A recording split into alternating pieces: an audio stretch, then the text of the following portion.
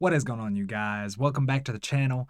Hope you're having a great day, morning, noon, night, whatever it is for you guys. Hope you're having the best day possible. So, today, guys, we're going to be hopping right back on into some Star Wars versus Warhammer, Episode 5, The Imperium Strikes. Now, the last episode, guys, was very interesting. I did not think that, at least the Star Wars universe, really held a candle to the Warhammer universe. I mean, I did not think they were going to pull that rabbit out of the hat, and at least one of the ships survived. I mean, it sucks that only the clone commander survived, but, at least one of them survived, because I thought they were all going to get wiped out. But with that being said, guys, let's go ahead and hop right on into this for you. Episode 5, Star Wars vs. Warhammer, The Imperium Strikes. Ready? Are you ready? Okay, let's get into this. All right, guys. Let's do this for you. Episode 5. You ready? Let's go. And always, guys, go support this man, a fan with too much time. He is putting together some great content for you.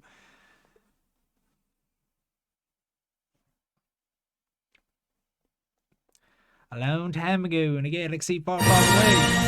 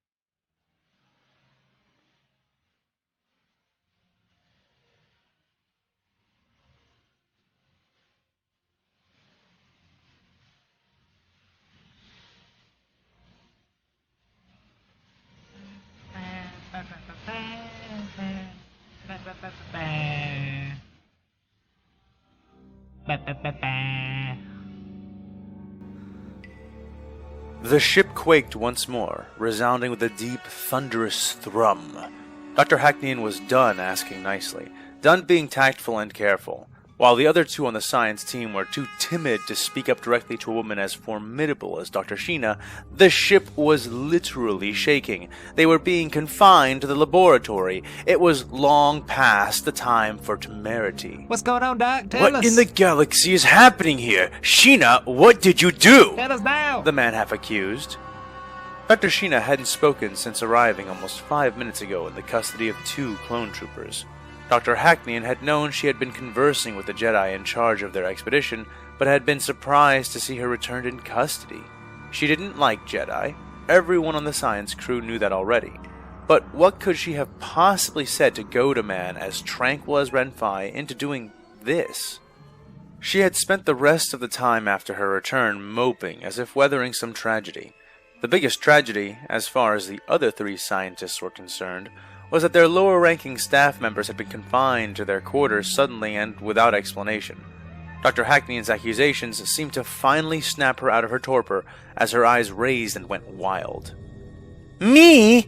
I didn't do anything but be the voice of reason. If you want to blame someone, blame the Sith-spawned Jedi for this travesty. Well, we're going to blame you until you tell us what in the name of the many moons happened up there, Dr. Hackney retorted. At this, Dr. Sheena relented. The Syrian explained the events that had preceded to her being sent to the laboratory, doing her best to be brief without sparing any detail. Well, clearly they are some kind of religious society, with this emperor of theirs at or near its head. Fascinating, Dr. Tirani concluded. Always hammering religion into your anthropological studies, Tirani. The outsiders are obviously some kind of autocracy, most likely an empire if they have an emperor. Nothing innately religious about that. Except for said Dr. sacrifice to the Orthan, Emperor. sneering all the while. Oh, really? because I'm pretty sure Dr. Sheena described a ship, and I quote, covered in skull iconography and... Wait, skulls? What kind of skulls? Dr. Hackneyan suddenly asked. Dr. Sheena felt a cold surge run through her from skull to spine at this. I can't be sure, she said, standing. But they looked like human skulls. And the statues were of angels and men in armor. How did I not notice before? She murmured. Marines. Notice what? Asked Dr. Orthan. Dr. Trelawney's face contorted in disbelief. A coincidence. We need more data, she asserted. Dr. Orthan looked at her. What? What's a coincidence? He asked. It must be, Dr. Sheena said, moving now towards the main computer. Between the four of them, they had some of the greatest minds within the entire Republic. Mathematics, history, hyperon mechanics, quantum theory, xenoanthropology, and political science was just a small sampling of the subjects which each of them were well versed in. Dr. Sheena's speciality was as a hyperon theorist, megahydronocatalyst technician, and political technological predictions analyst. She was also, less officially, a slicer, and it was this skill set she now deployed as she hacked into the Honor Hound's databanks, retrieving as many pictures and scans of the outsider craft as she could, as well as the translation matrix for their language. Another tremor ran through the ship as she sent the data to Dr. Trelawney. Well, one of you clue me in already, Dr. Orthan whined. Hackneyan's eyes went wide, his hands dropping limply to his sides as he guessed upon what Sheena suspected. Don't even concern yourself with it, Dr. Hackneyan said. What's she gonna do? It's madness to even consider it. Consider what? This, Dr. Sheena said, turning on the holotable in the center of the laboratory and showing them a three-dimensional image of one of the larger outsider ships. It was massive, covered from bow to stern in enormous stacks of weapons, but that wasn't the reason she displayed it now. The ship was built with layers upon layers of buttresses, statues, pillars, iconography, and art which covered the whole vessel even more densely than the guns themselves. Golden, angelic depictions of humanoids in robes holding aloft swords stood or strode in frozen rendition as statues and mosaics. Twin-headed avians stretched their wings in stylized, shining art across the hull of the ship. And the skulls, so many skulls, human skulls.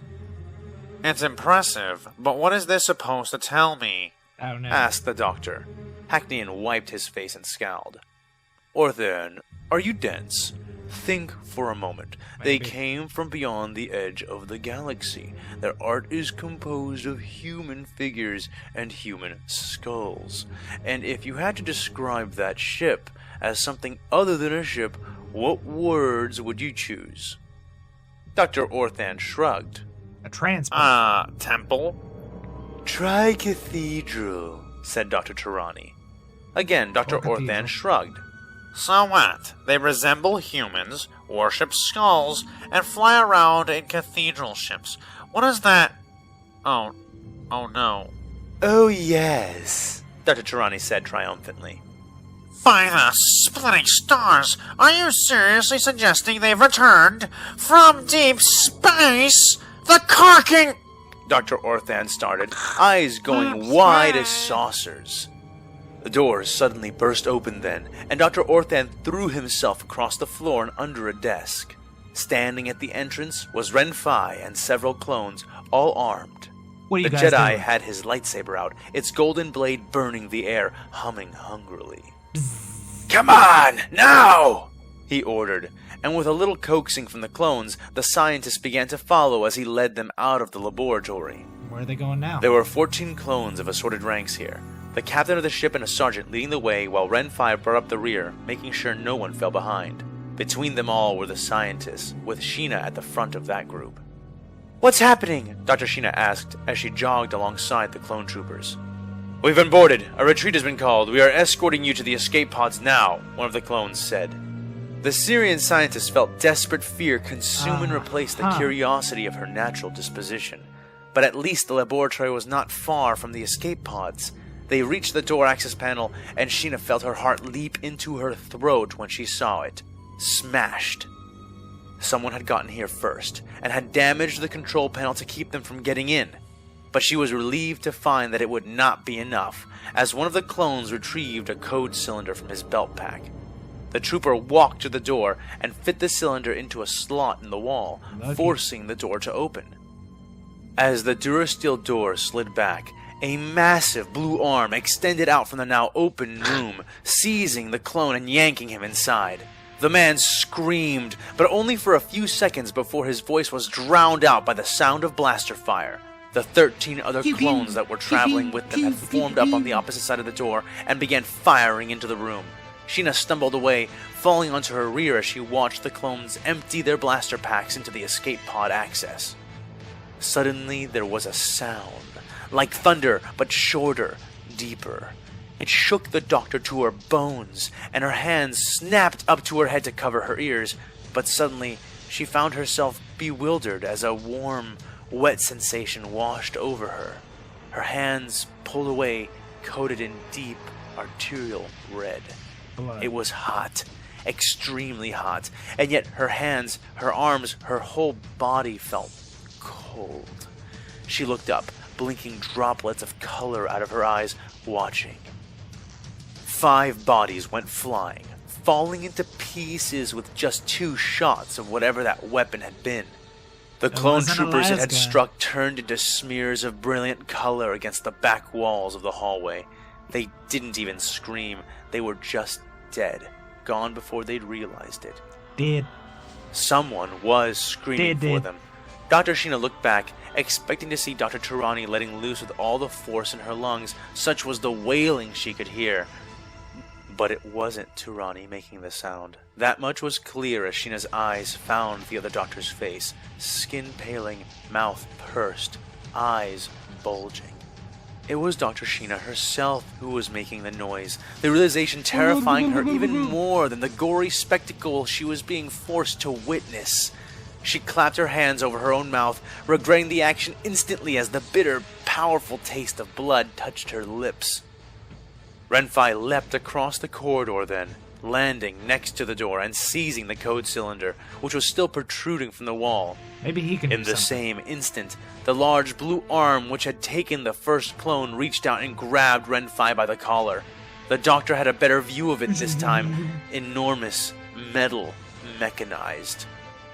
But before it could pull the Jedi into the room, Renfai twisted the cylinder, slamming the door closed on the arm. At the same moment, Renfai swept the glowing yellow blade of his lightsaber up, cutting through the thick limb as easily as through the bulkhead of a ship. Another bark of thunder rang out through the crack in the doorway, and Renfai sidestepped the projectile, pulling the arm with him as he did and allowing the door to slam shut fully. The dismembered limb clung tenaciously to him, and almost pulled the Jedi down as it fell away from the door. Guys, do you know what weapon the Space Marines are using right now? I feel like we went over this in the 10 worst weapons, but somebody, leave it down in the comments. Thank you. It was heavy, and when Renfai seized it by the wrist and tore it off, it took most of his robe with it. He spun, pulling the code cylinder free from the wall and burning the input slot with the end of his lightsaber. "We must hurry to the other side to reach the escape pods there. Now!" the Jedi ordered. "Some of them are in shock, General," said a clone kneeling beside Dr. Sheena. Was she in shock? Dr. Sheena wiggled her fingers and toes, feeling them as cold, clammy, barely coherent extensions of her body. Her heart was racing, and she was sweating despite how cold it was. It was so cold, despite the heat of the blood which coated her. Was that natural? "No, you idiot. You're definitely in shock," she screamed into the sluggish void of her thoughts. With great effort, she slowed her breathing, reaching up to put a heavy hand on the clone kneeling over her, allowing him to help her rise to her feet. I'll be fine, she said, arms and legs trembling now, responding well enough. Will you, though? Dr. Tirani had also gone into some form of shock, but she was not recovering from it nearly as swiftly as Dr. Sheena seemed to be. Dr. Hackney was up, helping to steady Dr. Sheena, his own hands clammy and covered in sweat, but his face, at least, seemed controlled, disciplined, his expression not one of fear, but of concern, not of helplessness, but of proactivity. That gave her a bit more strength as they were all rushed down the corridor towards the hangar. Numbly, she could barely feel her own footfalls as they left that stained place and the monster behind the door. But even as they moved away from the bloody gate which contained their enemy, Dr. Sheena suspected they were not fleeing towards safety. Her suspicions were confirmed when the group of clones and scientists reached the broken doorway which led into the hangar. There was fire and screaming. All the starfighters and bombers had long since been launched, leaving the hangar a mostly empty expanse of flickering lights and intermittent walls of shadow. On the far side of the expanse, the still broadly lit sections revealed troopers fighting viciously and dying in droves. They were fighting things, but what they were she could not discern. Oh, no. Morbid fascination seized her tightly as nearly a score of clone troopers, all standing in a brilliant line, seemed to transform, blossoming like time-lapsed roses, their upper bodies twisting into the air, white becoming fountains of cascading crimson. And the thing doing it to them, it was large, like a Gundark, but thicker. Now, like I said, I feel like we talked about this weapon in the 10 worst weapons, or whatever. Is it the one where they shoot and it like rips the body apart as it pulls it apart? Somebody, let me know. I need to know. And much faster. Was it a droid? She had no time left to ponder, as Dr. Hackneyan pulled her along. A droid. The battle was taking place at the far side of the hangar, and in moments, Dr. Sheena realized why. A massive alien drill tube, obviously the device that had been used to board the ship, was protruding from the wall above them. The fight had started here, and moved to where it was now. But it wasn't just the boarding vessel which made that obvious. It was the bodies. So many bodies. What the flickering light managed to illuminate was a scene straight out of a horror vid. Clones had been eviscerated, torn apart, physically crushed, and rent into halves. That's what I'm talking They lay about. in slick piles where they had fallen, some in firing positions, others in circles where they had attempted to surround something lethal. But Dr. Sheena's wide eyes had barely witnessed a quarter of the carnage. Troopers hung like grim banners from steel beams and rafters. They were in pieces. An arm here, a heavy, bloody That's helmet like what Grendel there, did to those splayed people out across and left Bar's like Hall. gruesome parodies of the B-1 battle droids the clones themselves left dismembered in their wake. If that hallway outside of the escape pods had been the gates of hell, then the hangar was Gehenna proper. And then there was the smell. It forced its way through all of Dr. Sheena's mental defenses, cutting even through the torpor of her shock. I bet she tasted It was thicker than the air, like a violating presence, stuffing itself into her nose, into her mouth. She could taste it. It was like rotten meat set next to a scented cinnamon candle, but so much worse. Like feces and sugar mixed into a pot and set to simmer for days. It was more than Dr. Sheena could handle, and she heaved for the second time that day, as did Dr. Hackneyan and Dr. Tirani, spilling their most recent meals onto the gore-laden floor, while Sheena herself was left gasping. weak stomach. They can't be human, Dr. Hackneyan said, wiping his mouth. They just can't be. Dr. Tirani began to sob, falling to her knees and covering her eyes. Renfai went to her, but she seemed incensed, her limbs trembling as though she were caught in the throes of a seizure. Dr. Sheena tried to force her eyes forward, tried to not notice the slaughter around her. Instead, she noticed the captain of the clones, standing stiff as a statue, his eyes fixed on the battle being waged on the far side of the hangar. Oh, Scrog, he cursed. Come on, get her up, get them all moving, he ordered, going down to one knee and raising his blaster rifle. One of those things just noticed us. Dr. Sheena rushed to where he was kneeling and came down beside the captain, following his aim to where the battle was taking place. Clones were dying quickly, and the lights at the far end of the hangar were completely shot out. She could see little more than the shadows cast by the flames and the muzzle flashes illuminating figures for microseconds at a time. Still, she squinted. She tried to see. Dr. Sheena guessed there were at least 30 clone troopers down there, taking cover in the flaming wreckage of an ATT they had brought up from the lower deck, presumably to help them fight the enemy off. They were firing, and despite the darkness, their shots certainly seemed to be tracking something. Not droids. Dr. Sheena was almost certain now. Too fast, too coordinated. "Get moving," the clone said, handing Dr. Sheena his blaster pistol, holster, and all. Dr. Sheena nodded hesitantly, but took the weapon, managing to strap it around her waist despite her cold, trembling fingers. Just before she was made to move on, she thought she could make out a silhouette against the fires, but Dr. Hackney tugged her up and away before she could get a good look. You better run, girl. They were both running, supporting each other's strides as the scientists did their best not to slip and fall. They flinched as they heard blaster fire start up behind them. The captain and several clone troopers had stayed behind to buy them time, and were engaging the enemy even then. Following the other clones, they crossed the bloody hangar and entered into an adjoining corridor. As they began to make their way down the well-lit, pristine hallway, Dr. Sheena looked back. Dr. Orthan was running after them, 2 clones just behind him, and the Jedi, Ren 5, was just in front of Orthan, carrying the still weeping Dr. Tarani in his arms. His lightsaber was off, but still gripped in his right hand. She turned to look forward and noticed the 4 clones in front of them halting, forming up at the bend ahead, and creating a second defensive line. "Once we get around this corner, it's a straight shot to the room," Renfi yelled as he caught up to and then past Dr. Hackney and Dr. Sheena. "Keep running!" For once, Dr. Sheena obeyed his instructions with zeal, pumping her legs as hard and as fast as she could. As she ran around the bend, all 4 clones stationed there tossed their thermal detonators and turned away to take cover.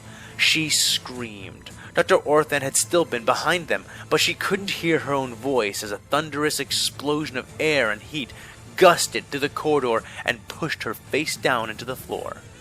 Stunned, she lay there, sure her nose was broken, half sure she had been concussed. She would have remained there if not for Dr. Hackney's help, who had stopped to pull her up once more. They killed Orthan! They blew him up! They killed him!" she babbled. Dr. Hackney was shaking his head, his lips moving, his face animated and terrified. He was saying something, but she couldn't hear him, realizing that a ringing in her ears was drowning everything else out, leaving her in eerie, inappropriate silence. She looked away from Hackney, who was trying to pull her forward, her eyes darting back. She couldn't see the clones, not through the smoke, but she could see blue flashes in the murk, and something else. There was something there. But Dr. Hackney yanked her forward hard, getting her attention back in front of her, and almost throwing her with how hard he began to shove. Dr. Sheena felt a flush cover her face, recovering her wits and running at full sprint again, not needing to be pushed anymore as her scattered senses collected themselves. She could see it now, the door. Renfi had already opened it, and he was standing there, saber out and activated, Dr. Tarani cradled against him with his other hand. He was looking at something behind her. The instant Dr. Sheena reached him, he shoved Dr. Tarani into her arms roughly. "Take her! Get out of here!" the Jedi ordered. Dr. Sheena almost stumbled with the sudden weight of her colleague, and turned to hand her off to Hackneyan, but he wasn't beside her any longer. "Wait, where did—" she started, but Renfi cut her off as he shoved her into the room with a gesture of his hand. "Go!" he said. Thank you. They were both thrown by what felt almost like a magnetic pull, and the doctor was sent sprawling onto the floor, Tarani falling right beside her an instant before the door slammed shut. The fall had been hard, had half-winded her, but Sheena forced herself up. She looked around. They were in the prep room right before the escape pods. The walls were lined with shelves of specialized emergency equipment and supplies to supplement the basic stores already in the pods. She ignored these, turning to Dr. Tarani and grabbing the weeping woman by her shoulders. "Come on, Tarani! Up now! We have to get going!" Sheena said, as she tried to pull her colleague to her feet. But Dr. Tarani was limp, uncooperative, inconsolable. And when Dr. Sheena heard the muffled sound of lightsaber strikes just outside the door, she gave her only one more hard tug before releasing the doctor and leaving her on the floor. The hallway was straight and narrow, terminating in an airlock door which led to the rows of escape pods. She got up unsteadily and made for the door at a full sprint, something the Syrian regretted a moment later when the ship rocked, knocking her off balance and sending her painfully to the floor. She fell badly this time, slamming her knee and shin against one of the protruding shelves of equipment. As she pulled herself up to her feet, the lights around her flickered, but steadied after a moment. The scientist hissed as she discovered she could no longer put much weight on her injured leg, but saw she did not have much distance to travel. Wincing, finding that something in her equipment was prodding painfully against her bruised waist, and leaning against the wall, she began to hobble her way forward until she noticed that Dr. Tarani had stopped crying. "Tarani, get over here and help me get to the door panel," she said as she turned to look back at the other doctor. When she did look back, she found the door to the corridor was open, and where Dr. Tarani had been, only a smear of gore remained. Dr. Sheena snapped her eyes away quickly, hobbling closer to the door, wincing again as she felt something hard prod against her and the wall. Her data pad? Then she felt something else, in the wall, in the floor. It chilled her blood yet again, drove her fear into such a frenzy it was all she could do not to allow the darkness gnawing at the corners of her vision to devour her. The feeling was vibrations, footfalls. She remembered then, in a sudden fit of desperate energy, that she still had the blaster pistol on her, and without thinking, without planning, drew it from where it had been prodding her waist.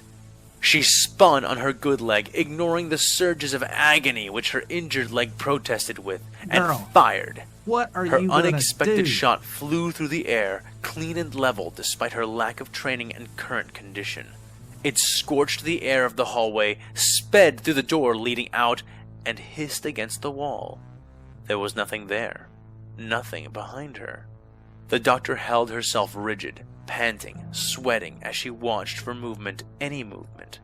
But as the 10th second slid by, there was still nothing, just the creaking of the ship and the distant rumbles of weapons fire.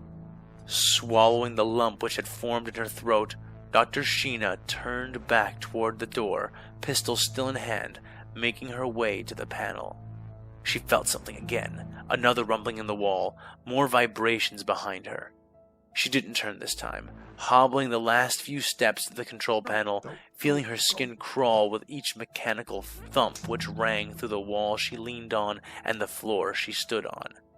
Finally, the Syrian scientist fell against the panel and twisted painfully onto her back, gun out.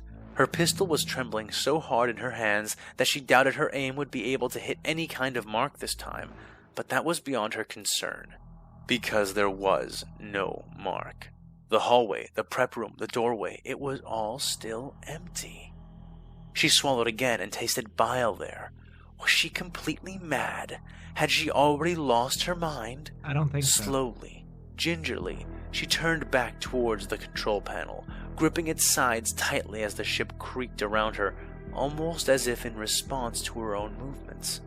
She knew she didn't have her code cylinders on her, but the console before her was undamaged, so she resorted to her access code. Dr. Sheena began dialing it in, feeling the hairs rise on the back of her neck as she did. Something was wrong about all of this. Where were they? What happened to the Jedi? Why was Dr. Tarani a red smear, and yet Sheena herself was still alive?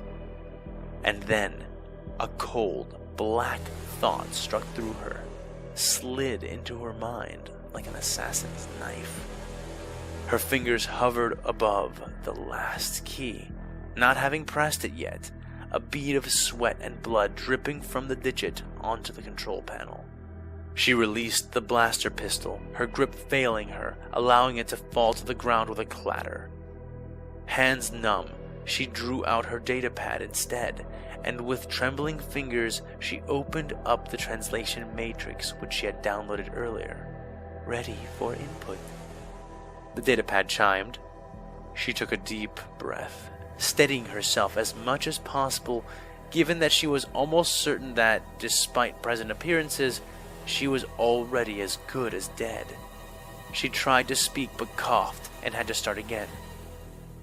What are you? What do you want? She asked into the air. The datapad chimed again, and then, using her own voice, it repeated the sentence in the outsider language. She listened, holding her breath, her ears working like they had never worked before. And it, whatever it was, answered. Its voice was deep, mechanical, but not born of a machine. There was too much emotion there, too much power, for this to be a droid. Translating. When it spoke a moment later, it did so as it had with her, and used the outsider's own voice to speak the translation. I am an angel of death, and I have come to render judgment. At the enunciation of its last word, the ship's power finally failed, everything becoming black for a few heart-rending seconds before the emergency lighting kicked in. Oh, goodness. Red stripes of hazy light overlaid everything, dyeing the room in a crimson sheen outlined in long black shadows. Slowly, deliberately, she turned around. She needed to see it. And when she did, her breath was pulled from her body. Her eyes grew wide, but not wide enough to encompass the monstrous... Guys, this is just like every single scary movie. Like, what the heck? They fall down, they do something dumb, they wait to see the freaking monster or the scary person, and then they get killed. I swear that's what happens every freaking time. If she doesn't survive this time, I'm gonna be so angry. But Jesus, guys, this is getting good. Oh, I can see why y'all want me to watch this. form of the Angel of Death. It stood Missing over his arm 2 and all. meters tall and was as broad as a fully grown Herglick. It almost resembled an archaic depiction of a Knight of Zel or other Herglick? such ancient warriors who donned man. armor and swords to set upon their enemies. But the comparison didn't do the thing justice.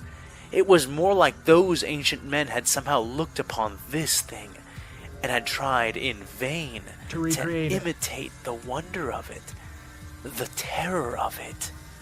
The doctor found herself so overtaken by the innate power emanating from this thing that it took her several seconds to realize that it was wounded. You did. One of its arms, its right arm, was missing below the elbow. Looking at the opposite side for comparison, she found that its other intact hand was holding something small and bloody, something which still dripped with ichor.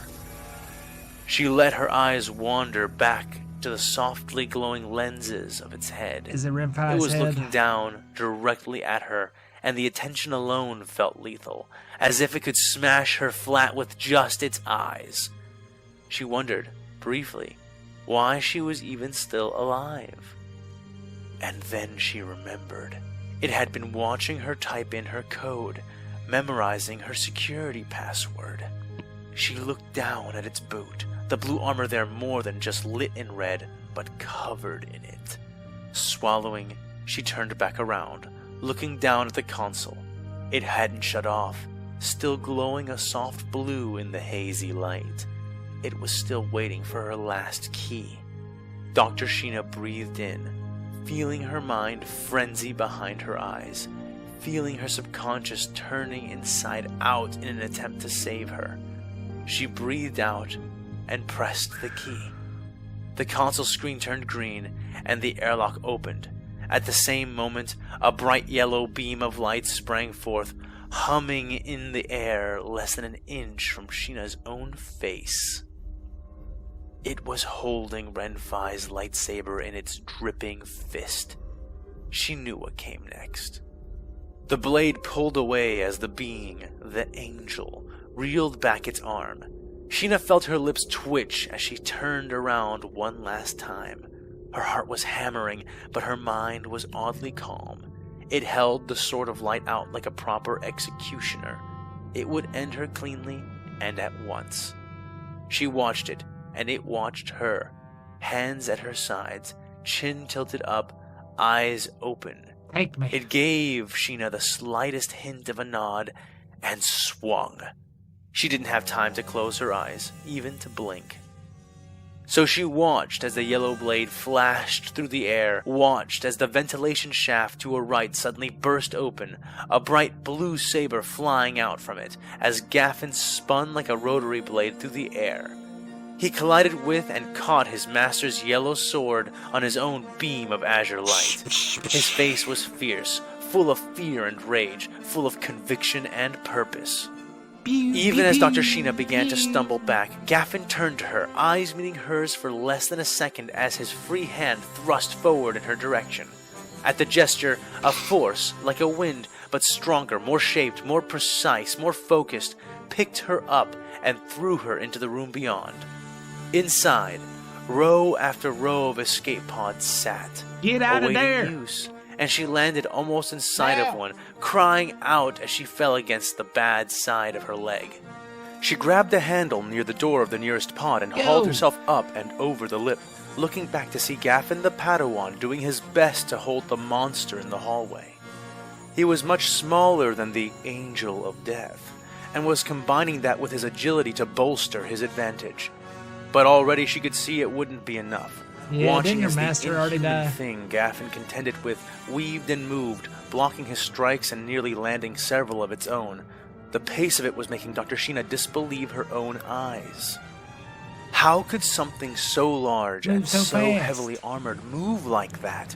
It defied all the laws and rules her mind had become so apt at mastering, and the sight of that armored thing rolling and spinning and ducking and striking with all the fluidity and grace of a waving flame plunged her into an inexplainable but all too powerful terror. With great effort, she tore her eyes away and crawled into the hatch, kicking the ceiling trigger with her good leg and Finally. watching the door slam shut. Sweating, Ah. tasting blood she knew wasn't her own, the doctor pulled herself up into a seat and punched the launch button. The seals which held the pod in the bay burst, and she was jettisoned from the metal meat grinder that the honor hound had become. Dr. Sheena huddled near the window, watching but could not see the end of the fight. Still, she hoped to see another escape pod leaving after hers. She hoped to get some sign that she had been wrong, that she was not the only surviving member of the crew, the only person to escape that slaughter.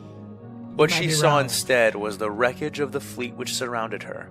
No other escape pods detached from the smoldering, limping remains of the honor hound, and all around her, massive, godlike ships were firing weapons larger than star destroyers, mopping up the scattered remnants of the fleet. Starfighters and smaller craft still darted about, fighting for their lives as they were hunted down by swarms of tens of thousands of what passed for strike craft among these new invaders. The doctor felt her pod jerk suddenly, recognizing the loss of momentum that came with being seized by a tractor beam. She pressed her forehead against the cool window, feeling her leg throb painfully, feeling her head ache, feeling the blood of the clones, the blood of perhaps even Dr. Hackneyan, drying onto her skin and clothes. There was nothing more she could do.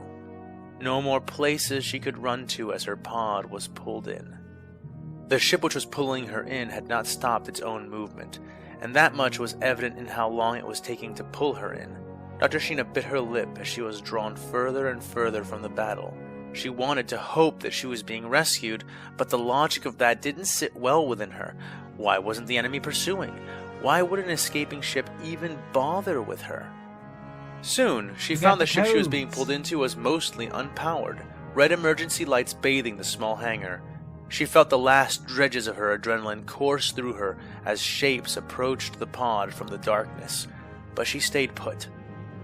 The armored hands that opened the pod were the hands of clones, and they quickly entered and ferried her out, carefully setting her down on a You crate got within the dark lucky, hangar area. girl.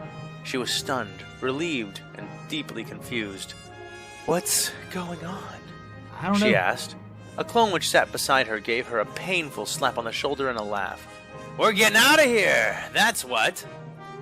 "But why aren't you already gone?" she pressed. The clone Exactly. removed his helmet and scratched his head, smiling with no small amount of chagrin.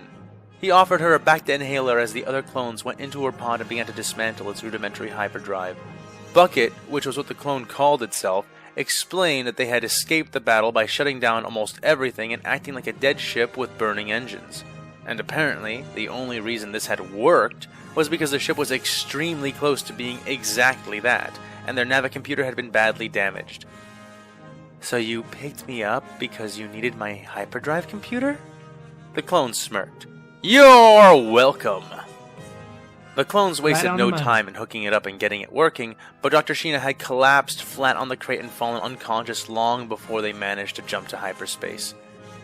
And the doctor slept and slept. She had no idea for how long, but what she did know was that when she awoke, she was lying within a medical bay, a recently created cast constraining her injured leg. She could tell she was on Rothana by the smell, ferrous and fresh, as well as by the model of droid which was tending to her.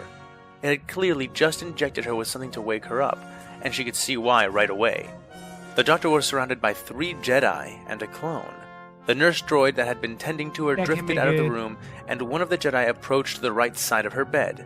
He kneeled down next to her, making it easy for her to watch him without moving her bandaged head.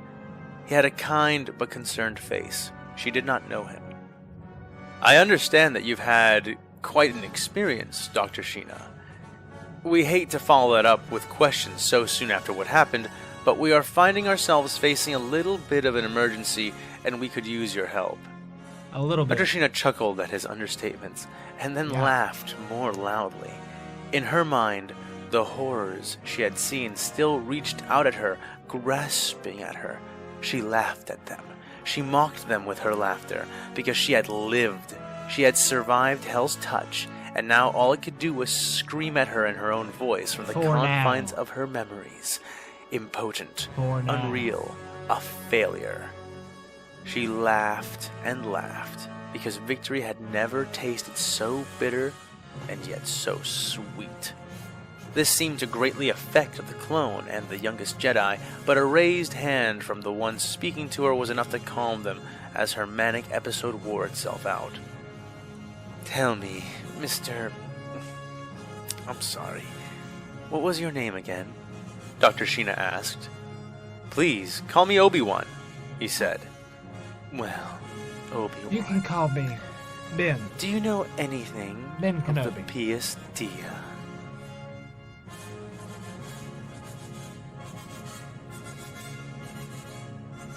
Don't do this. Don't end it like this.